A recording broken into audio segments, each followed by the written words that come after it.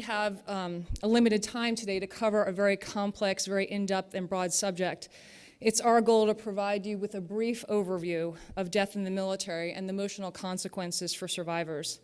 However, please feel free to contact either TAPS or Grief Solutions after today's presentation for further information.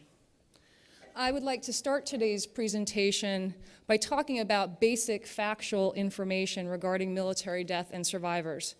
And further along in our presentation, Joanne will address how some of these factual complexities, including military culture, as well as the differences of military death versus civilian death, can influence the grief process for survivors. Next slide, please. So we'd like to give you sort of a big picture on casualties in the Department of Defense since 2001 with the inception of the war in Afghanistan.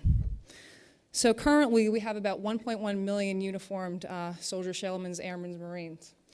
And since 2001, there have been approximately 14,000 deaths. This averages to about 1,500 deaths per year. 40% of those deaths are considered those in hostile operations, which are in theater. The other 60% of deaths are those that occur outside of theater, and we can talk a little bit about those circumstances of death in just a little bit. Next slide, please. So, Operation Iraqi Freedom, Operation Enduring Freedom. There have been to date approximately 5,600 deaths associated with the wars. And as you can see by this chart, every branch of the service has been affected. However, the data kind of speaks for itself. The Army and the Marine Corps have bared the brunt of the battle. Next slide, please. And to even become more further specific, since 2001 to 2010, including Operation New Dawn, the Army has suffered, of those 5,600 casualties in all components, active duty, reserves, and National Guard, approximately 3,200 plus deaths. It is not the number of deaths that matter. It is to each individual's life that's given the impact that they have onto the individual survivor. Next slide, please. I'd like to now address a little bit about what do military deaths look like. And I'm going to interweave the collective voices of Army survivors who've so graciously given me permission to use their quotes today so that you can hear their voices and the experiences of the pain and grief that they've suffered and how these unique complexities can basically influence their grief process and their lives. So, military deaths are often unexpected and sudden. They happen unanticipated. These deaths include accidents, war-related deaths, suicides, homicides, illnesses, aviation accidents. They're often in a foreign country or on the high seas or during training, often away from the family. They are traumatic and sometimes violent in nature. They are not deaths between clean hospital bed sheets. They are deaths usually in a foreign land. There's often, many times, violence and to the body. There's a human-to-human element. Bodily remains may not be intact due to the circumstance of the death, and they may never be recovered. Or sometimes they come home bit by bit. I'd like to read from you now a quote from one of our survivors. Maybe you could identify some of these complexities in her story. In that moment, and still today, the reality that Keith, my best friend and father to our little girls, is no longer in this world is not fathomable. And the coffin we witnessed being so honorably removed from the airplane was his homecoming time. Months later, he really was not at the airport with all the rest of his unit. The men he left with returned home, and I could see them stepping out of the plane. Keith was a coffin. No smiling face, no hug or hand to hold. A flag-draped coffin came home. I know what was left of him was in there, yet I can't accept the bigger-than-life man I loved came home to me that way. Kelly Yoakum, surviving spouse, Chief Warrant Officer 4, Keith Yoakum, U.S. Army, 1st Battalion, 227th Aviation Cavalry Regiment, 1st Cavalry Division, KIA, Taji, Iraq, February 2nd, 2007, 40 years old. Next slide, please. Military deaths are often war, or they're war-related. They are often after a long period of separation from the family, maybe during a deployment. They involve the loss of multiple members of a command or unit, which can cause something within the command or unit or within the surviving family called grief overload. That before you're able to grieve one death, you have to grieve multiple deaths all at the same time. At this point in our tour, 3509 lost several soldiers, and I had known most of them. 2 of my close friends had been killed only a month earlier, and I remember just feeling extremely numb about Toby's death, as if I didn't want to hear it or cope with the loss of another friend. After all, I was still dealing with the loss of my friends from the previous month. Sergeant Charles Connolly, 3509 Airborne Infantry, U.S. Army, OIF veteran, 2006 to 2007, 28 years old. Military deaths often also involve the media, which can add another level of intrusion and pain during a very difficult time and vulnerable time in a family's life. Because the death is so public, the family needs help working through how to handle the public role and how to handle the media. Amy Nyberger Miller, surviving sibling, Specialist Christopher Nyberger, U.S. Army, KIA by IED, Baghdad, Iraq, August 6, 2007, 22 years old. And the last thing I'll speak about during military deaths, which is another complexity, is they oftentimes and almost always involve a death notification process. And death notification in and of itself can be a primary trauma to a family. And if death notification in and of itself is painful, it needs to be delivered with professionalism, sensitivity, and compassion. There's a woman by the name of Deborah Spungen who wrote the book Homicide: The Hidden Victims. And she talks about death notification as one of the most defining events for the survivor. Other than the murder itself is the death notification. It is the cornerstone of the recovery process after a homicide, rests on this initial interaction. Making death notifications should have the following characteristics: immediacy, availability, authority, information, compassion, sensitivity, training, and objectivity. But yet compassion is the key.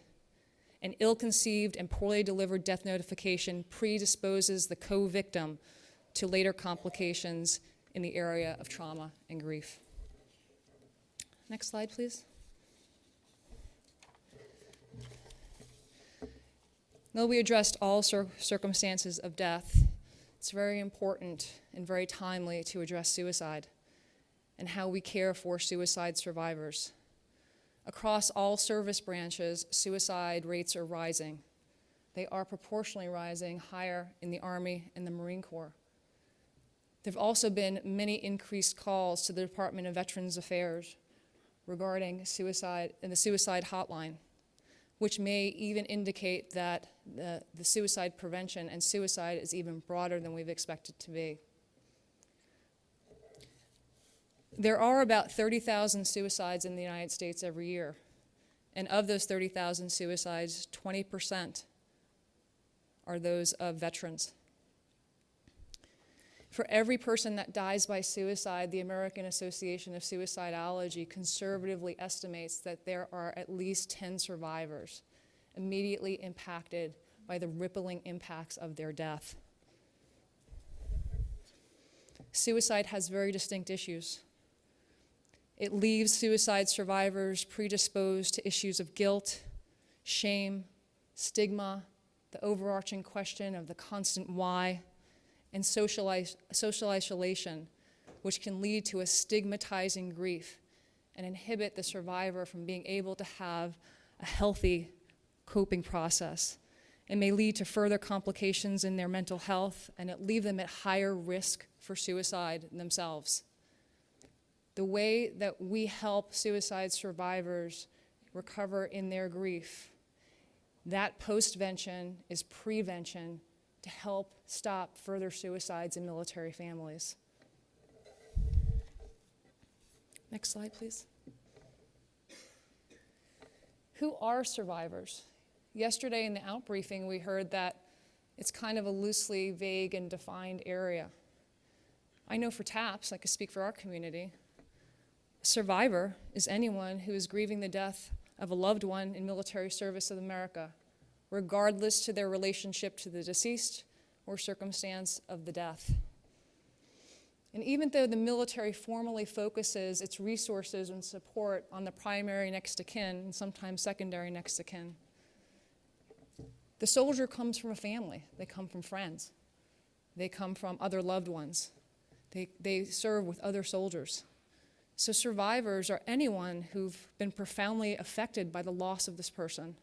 They are mothers, they are fathers, they are stepmothers, they are stepfathers, they are children, they are adopted children, they are grandparents, they are siblings, they are fiancés, they are the best friend next door. They are anyone who has ever loved that person and has lost them. I'd like to briefly give you a snapshot of surviving families. Next slide, please. I say this is the quintessential picture of a surviving family. Although not everyone in the Army is married, but what I want you to take away from this picture is youth. Soldiers, sailors, airmen, Marines, the average age of those who die is between the ages of 18 to 40. They are young adults, sometimes teenagers, and they leave behind young families who developmentally are not prepared to cope with death at such a young age. The average age expectancy in America these days is 77 years old. We don't talk about death. And even though those who enter into service kind of know that they're not invincible, there is some type of invincibility to youth. And even though we might know we're prepared for it, we're not really able to cope with it when it happens. It's an untimely loss. You lose the past, you lose the present, but you also lose the hopes and dreams of a future, of a life interrupted. Most military widows, widowers are in their 20s, 30s, or 40s. Their parents are often very young adults themselves. Their siblings are young adults. And oftentimes their children are very young and sometimes not even born. Next slide, please. I'd like to now hand over the rest of today's presentation to Joanne Steen, who will further expand on complex military loss.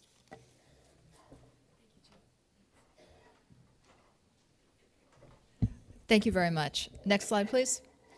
What I want to spend some time talking about is what are the key factors that make this military loss just so complex.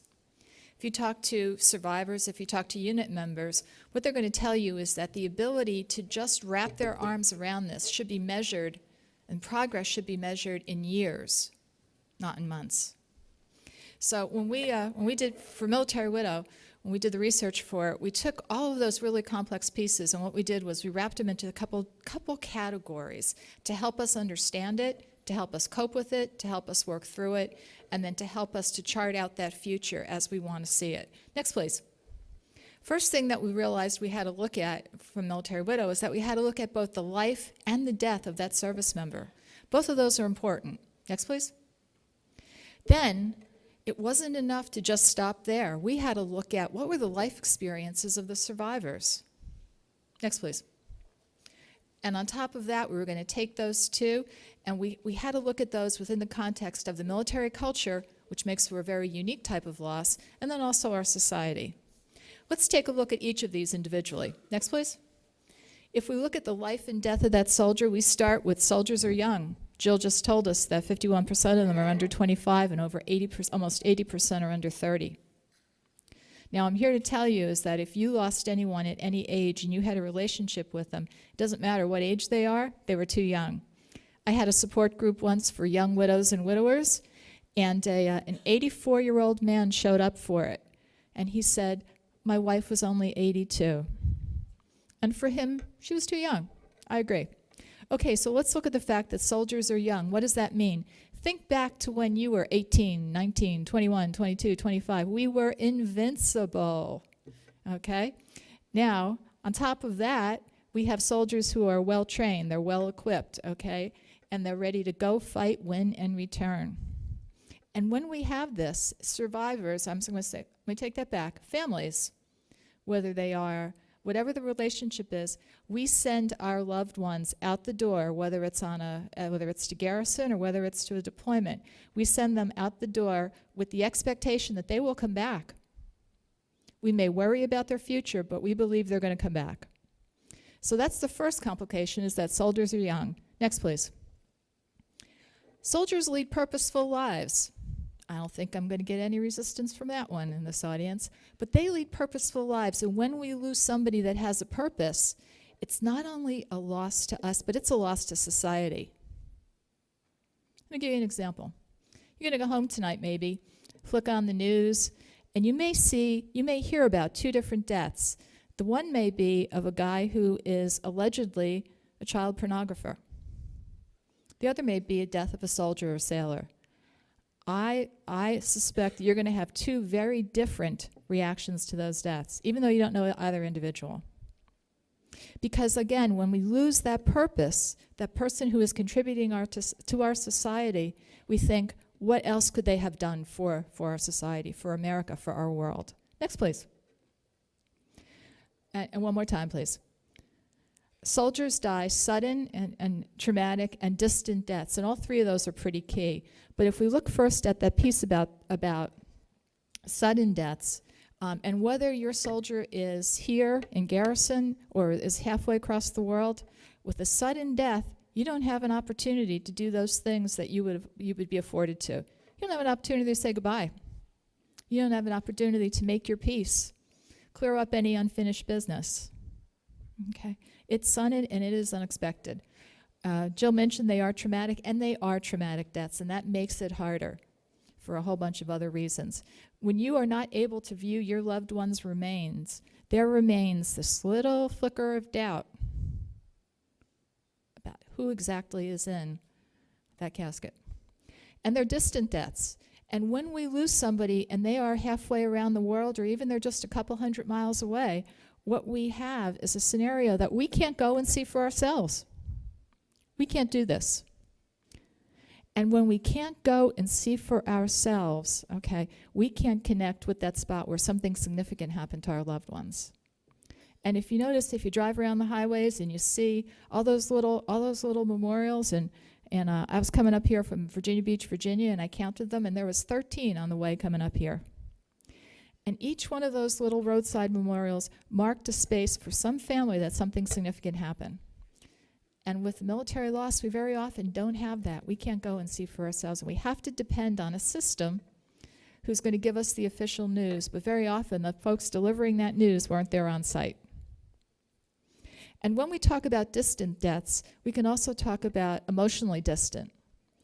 And that's the soldiers that come back, and they come back physically, but emotionally they're in a different place. Next, please. Soldiers often die on deployment. Anybody that's been a military spouse or has sent a loved one on a deployment knows that after a period of time, we develop a certain set of coping skills. Okay? And when we send them off, we can sometimes not fully accept the fact that when that unit comes home, they won't be with them. Yeah, every once in a blue moon, the Army makes a mistake, and we're hoping against hope that this is that time. Next, please. Soldiers have strong bonds with other soldiers, and this is pretty significant because when we lose a soldier, it has a significant impact on the Army as well, on the unit, at whatever the size is. And think about this. Think about how attached you are to a family member. Okay? And very often, soldiers have that same significant type of attachment. And let's say you are in another place and you run into a soldier in uniform, and he or she has a uniform on and you recognize the insignia on it. You would have an immediate connection with that soldier. Or let's say you're out and about and you realize at this conference you find somebody who has the same last name as you do. Immediately you want to go and find out who they are. You have a connection. And it's that type of connection, that type of link, and it's even stronger when we look at unit cohesion, when we look at the esprit de corps that soldiers have. And that's why for military personnel, okay, a military death is more than just the loss of a fellow soldier. Okay, this was only the first piece of why this is a complex death, but what you can see is that we've added layer upon layer upon layer of complexity. Let's take a look at the next piece. We have to look at the life experiences of the survivors. Well, young soldiers have young families, and these young families are in a life-creating time of their life. And they're not in a life ending, and it's harder to accept that. They also have young parents. Many of our soldiers, their parents really do fit into the baby boomer category. And parental loss is really is the most difficult loss in order to wrap your arms around, according to the psychologist, because a parent is never supposed to bury a child. Never. As a matter of fact, if we look at the language of loss, we see that wives become widows, children become orphans, but there isn't even an identity for the parent that's lost a child. There's not even an identity for that. Next, please. Military survivors are often isolated by geography. And if you think back to Trauma 101, whenever in our lives and we're faced with something that's significant or traumatic, we normally revert back to that place in time where we feel comfortable, safe, and secure. And for most of us, that means going back to our origins, our families, or our close friends. And very often, we're separated from that nucleus where we feel safe. Next, please. Survivors also have to contend with a deployment-delayed grief response. And again, survivors, because of our coping skills, very often, we're going to hold out hope that our soldier's going to return. He's supposed to be deployed. His boots are not supposed to be in the living room. And sometimes what you see is you see survivors who hold up really well, they hold up really well, and everyone says, oh, she's doing really well. And she is. Okay. And then all of a sudden the unit comes home. And it might be the first time in that period that she's not doing so well, because now the reality is hit that he's not on the bus. So in a very quick sense here, we've seen how these life experiences of survivors can impact it. And I'm going to add one that's not on the list for everybody in this room who works with survivors. And that's survivors very often, almost always, they crave information about their loved one's death. And there's a reason for that. To those that may not fully understand it, they may think, that's kind of morbid. Why do you want to know that stuff? Well, it's not morbid, it's actually healthy. Because as we look to make our peace with this sudden and traumatic death, survivors replay that over and over and over in our psyches, until at one point we can accept what that ultimate ending is. And therefore, not only do we want to know, but we need to know the details. And the cardinal rule is this: if a survivor asks for that type of information, they're ready to hear the answers, because otherwise they wouldn't have asked. Next, please. On top of that, what we need to look at is both the culture of the military and our American society. Okay. And for survivors, it's a personal loss. We've lost a family member. That family member, he or she, has a name. They have a personality. They have a smile, and they have a family that loves them. But it's also a national loss. And the very powerful rites and traditions of military funerals and memorials bear this out. But for the family, they're burying Josh, Peter, first, and they're burying a soldier second. Next, please. In our society, and until you've been on the other end of that folded flag, you don't fully understand this, but symbols of our country become reminders of loss. And I know of a gal whose husband was killed in the early days of Afghanistan. She called me up, and it started out with, "This is a widow-to-widow conversation." And she said, "I take my son, who's now 5 or 6, and we go to see Disney on Ice, and they start out very innocently with just skating across the ice, and they have the American flag, and my little son says, 'Hey, there's Daddy's flag.' And I cry." And she said, "When does it end?" And I tried, and I hope I succeeded in explaining to her that it doesn't end, but what it does is it transforms, that the flag transforms from being symbols of loss to symbols of pride. Okay. But transformation, as we all know, always takes time. We also, in this country, we have 2 significant holidays where we set aside to honor veterans, living and dead.